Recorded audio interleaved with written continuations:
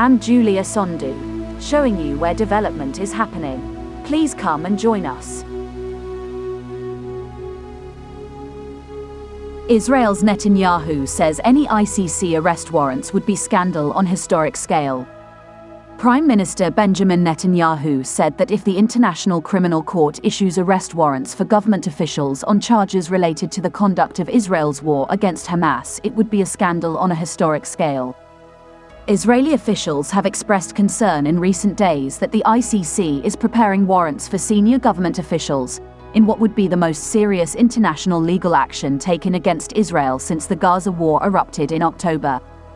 The ICC is investigating Hamas' October 7th cross-border attack and Israel's devastating military assault on Hamas-ruled Gaza, now in its 7th month. The possibility that they will issue arrest warrants against IDF, Israel Defense Force, commanders and state leaders, this possibility is a scandal on a historic scale, Netanyahu said in a video statement. United Nations bodies and human rights groups have accused Israel of violating international humanitarian law during its military operation in Gaza, something it denies. Israel is not a member of the ICC and does not recognize its jurisdiction, but the Palestinian territories were admitted with the status of a member state in 2015. In October, ICC Chief Prosecutor Karim Khan said the court had jurisdiction over any potential war crimes committed by Islamist Hamas fighters in Israel and by Israeli forces in the Gaza Strip. Netanyahu said that any ICC arrest warrants would not affect Israel's actions and, he said, would be the first time that a democratic country was accused by the court of war crimes.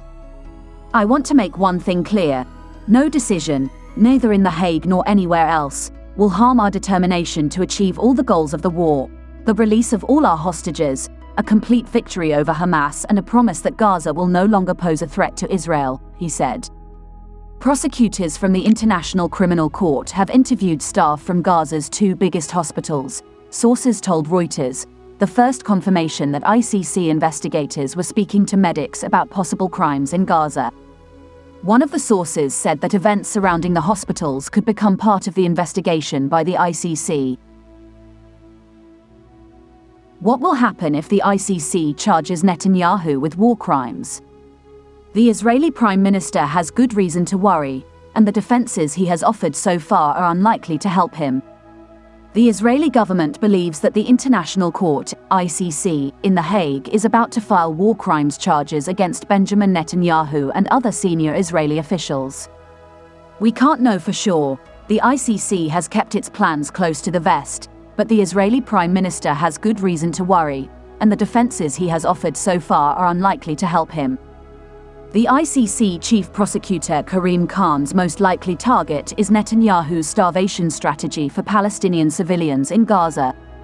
Because the Israeli government has refused to let ICC staff enter Gaza, it will take time for Khan to complete the detailed investigation required to demonstrate other possible Israeli war crimes, such as indiscriminately bombing civilian areas and firing on military targets with foreseeably disproportionate civilian consequences. But the facts surrounding Israel's obstruction of humanitarian aid are readily available. During his 2 recent visits to the region, Khan stressed that, as international humanitarian law requires, Palestinian civilians in Gaza must have access to basic food, water and desperately needed medical supplies, without further delay, and at pace and at scale. He warned the Israeli government, "If you do not do so, do not complain when my office is required to act." The standard he cited is endorsed by virtually every government in the world, including Israel, Britain, the United States, and, as a United Nations observer state, Palestine. For much of the war, Israel has allowed just enough food into Gaza to avoid widespread death, but not enough to prevent pervasive hunger and, in some parts of Gaza, according to the US Aid Administrator, Samantha Power, famine. Oxfam calculated that hundreds of thousands of people in northern Gaza were receiving on average only 245 calories a day, about 1/10 of normal requirements.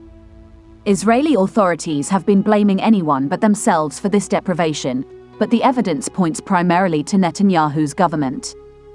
Israel understandably wants to stop the smuggling of arms to Hamas, but it's understaffed, convoluted procedures for inspecting aid trucks can take 3 weeks, with trucks often rejected for carrying a single innocuous item that Israel deemed of military value, forcing them to start the process all over again.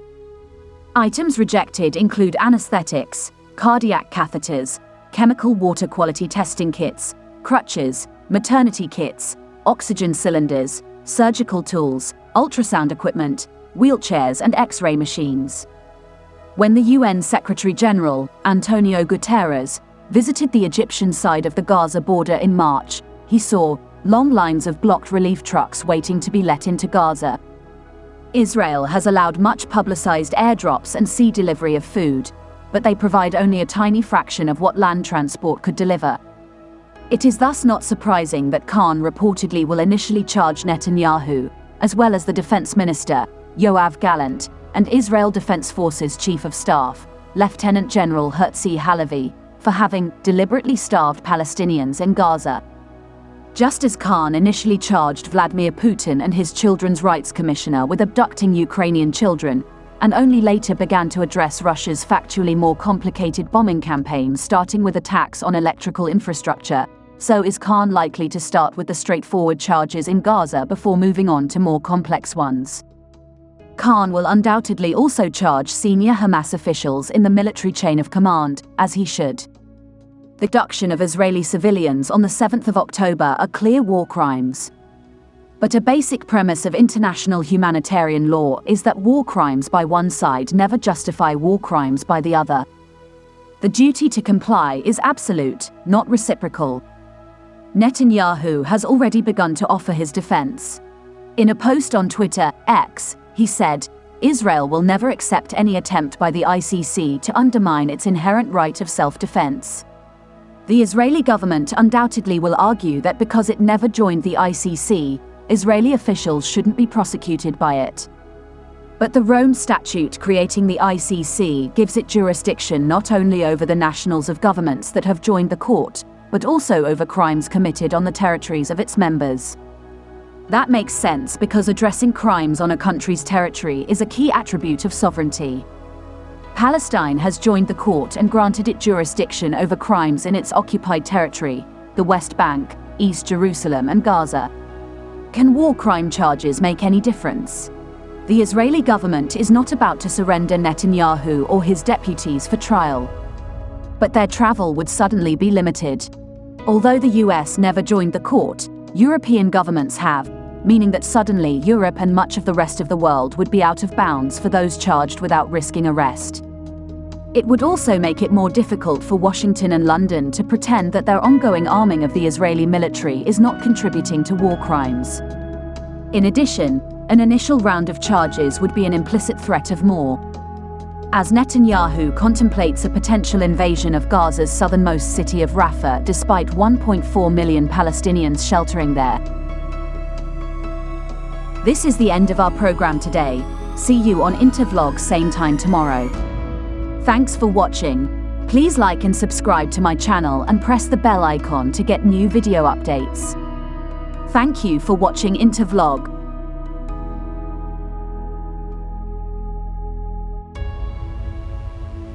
Thank you.